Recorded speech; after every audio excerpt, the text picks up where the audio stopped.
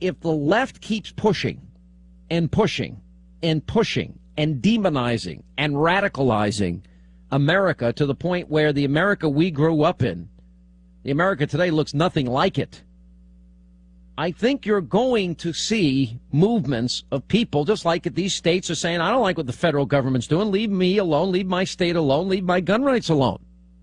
And so the states are now fighting and battling against their own federal government. Same thing with individuals.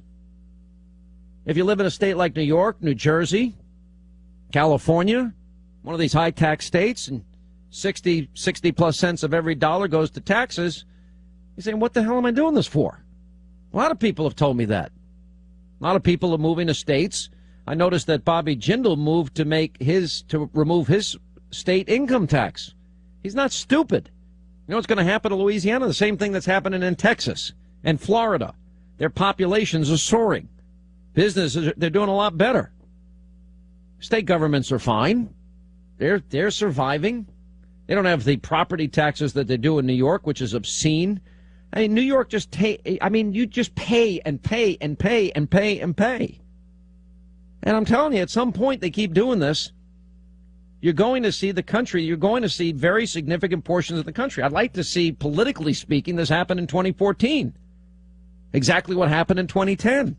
People that are fed up with a power-hungry, radicalized, abusive federal government intruding into every aspect of our lives, people are going to say they're fed up.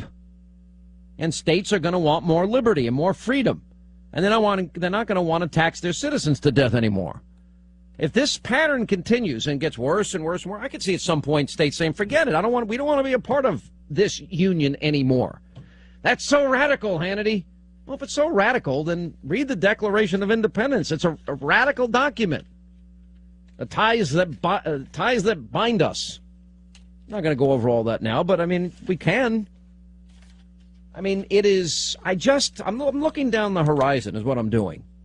And I'm telling you that there is a tipping point in all of these debates. Now, politically speaking, that means that people are going to be thrown out of office.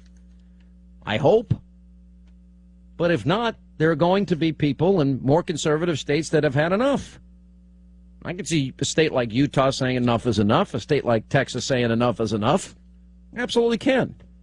When the government becomes that at odds with people and infringes on basic and fundamental rights, when America gets transformed into a welfare state that they no longer recognize, where certain basic constitutional principles are just literally, they plow over them, shredding the Constitution, and we don't need to worry about Article 1, Section 7. As a matter of fact, we'll just use the 14th Amendment. That works for us here, and we don't view this as the right of the people to keep and bear arms shall not be infringed as any type of mandate, and maybe we'll just use executive orders to get things that we want done, and we don't like what happened with the DREAM Act, so we'll just grant amnesty, and we'll do it through executive order, and we'll just make appointments. We'll call them recess appointments, even though the Senate's not in recess.